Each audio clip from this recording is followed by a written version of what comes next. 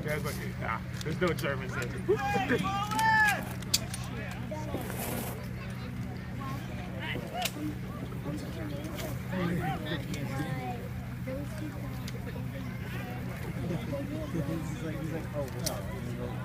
Weapons on safe! Clear weapons! But they don't think so. But I knew you would never. Well, they have they're like, none of their explosives were live. I know they would never. It's all good. He's gone. Done. Gone. Fast, deadly, effective. Tactics like that work. It's why our men came home. It's why so many of theirs didn't. Ladies and gentlemen, the real battle wouldn't have lasted 5 minutes. The real battle might have taken an hour or two. Could have lasted for an entire day.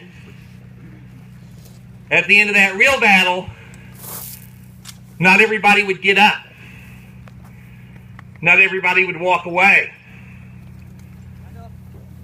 Some men would never get up ever again.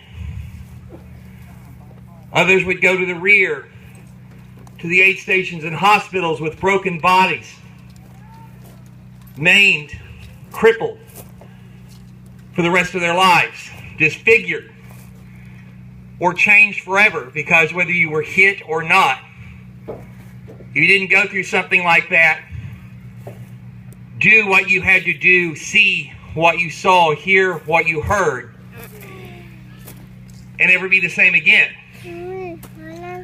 You would carry it with you the rest of your life, the good and the bad, and it would forever be a part of you from that point forward. At the end of the real battle, the men wearing this patch took this position. They would stay there. They would dig in, and they would hold that ground all night. They'd probably only get an hour or two sleep. They wouldn't have tents, they wouldn't have blankets, they wouldn't have sleeping bags. They probably wouldn't have very much in the way of water or food. If they had to go to the bathroom, they would do it in their hole, because you don't get up and move around in the middle of the night.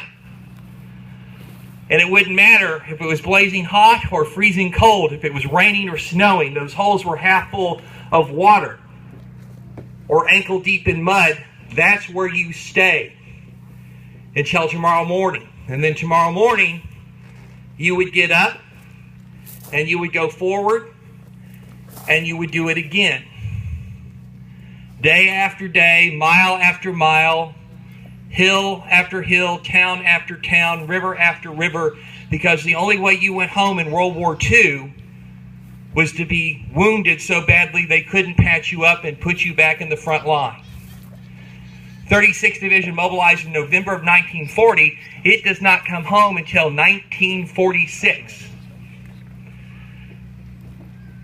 No email, no Skype, no video calls, no getting leave to come home and visit a dying parent or see your child born. That didn't happen. And that was the reality in Europe, and it was the reality in the Pacific. And though every war is different, the realities of the battlefield are always the same. And the men and the women who have worn our uniform, who have borne that responsibility, endured those realities, and carried that burden, are what today is all about. This isn't a day that we celebrate because there's no mail and the banks are closed. It's not a day that we honor because the stores are having sales, or we can have barbecues and family outings. None of those, all that's fine. But that's not what today is about. Today is about remembering the honor, the valor, the skill, the dedication, the sacrifice of the men and women who have worn and who are wearing our uniform. And one of the things that has always impressed me about every veteran I have ever met from any time period is that the first thing every single one of them will tell you is, I am not a hero. Although they are heroes, and we rightly see them as heroes, they'll tell you they aren't heroes because the heroes are the ones who never came home. The heroes are the men and the women resting under the white crosses and stars of David on foreign fields where they gave their life to defend our country and its liberty, to support our allies, and to stand up for the things that America has always stood for and stands for in the world. Those are indeed the heroes. And it is their story that we are out here today to tell and to remember and to honor. Would all of you please rise, and gentlemen, remove your covers. Company, attention, hut. Present arms.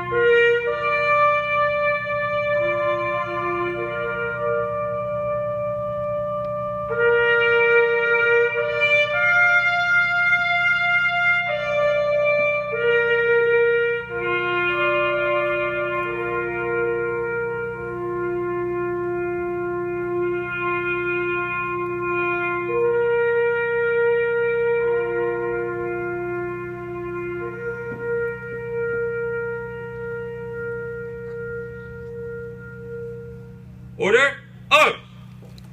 Please be seated. Ladies and gentlemen, as I said, we don't do this to glorify war. We do this to educate, to support our troops, to remind ourselves what this holiday is really all about. Who are the veterans of the audience? Any time period, peacetime or wartime? Raise your hands, please. People, those are your heroes. That's what today is all about.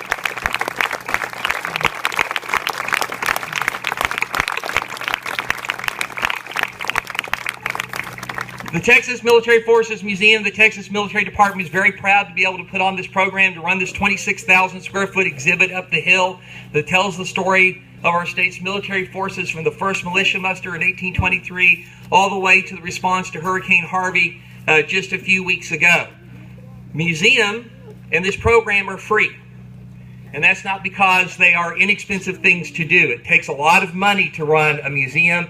It takes a lot of money to put on one of these programs. Every round we fired out here today is a minimum of 25 cents. Every one of these explosive charges is $25 or more. Every hour we run an armored vehicle costs us 8 hours of maintenance. We have to raise $10,000 to buy replacement tracks for the Sherman tank in order to keep it in the program. We do all this, however, for free for a reason.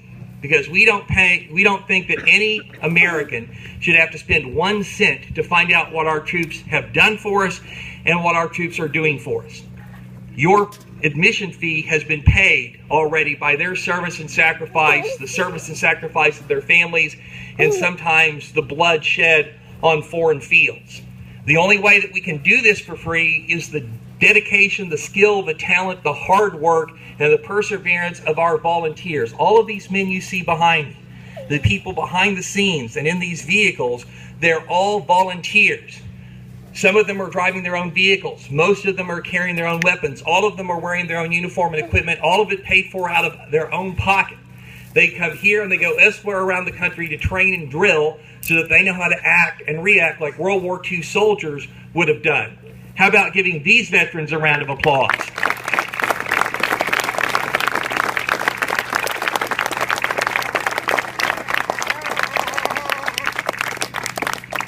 And you can help these volunteers continue to do the good work that they're doing here today in a couple of ways. First off, if you like what you saw here today, tell your friends, families, co-workers, the people at your church about it. Invite them to come out, see the museum, come and see one of these programs.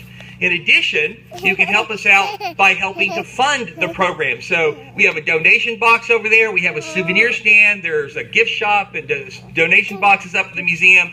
All the money that you put in those boxes or that you spend at the souvenir stand or the gift shop goes to the Texas Military Forces Historical Foundation. That's our 501c3 Friends group. They buy the food, the ammunition, the spare parts, the cleaning fluids, the fuel, and everything that's required to keep this program running. So your financial support is essential to us being able to carry on. One other thing you can do for us is we have a comment box over there. We really want to know what you like about or don't like about the program. If you want to tell us nice things that you loved it, that's great. Go ahead. If you notice that we made an error, you have a suggestion on how we can be more effective, we absolutely want to hear that, but we need your input. Believe it or not, from time to time, someone in the larger community will lodge a complaint about a program like this. They'll say these are not things your museum should do, these are not things young people should be exposed to. Whether you agree or disagree with those sentiments, that comment box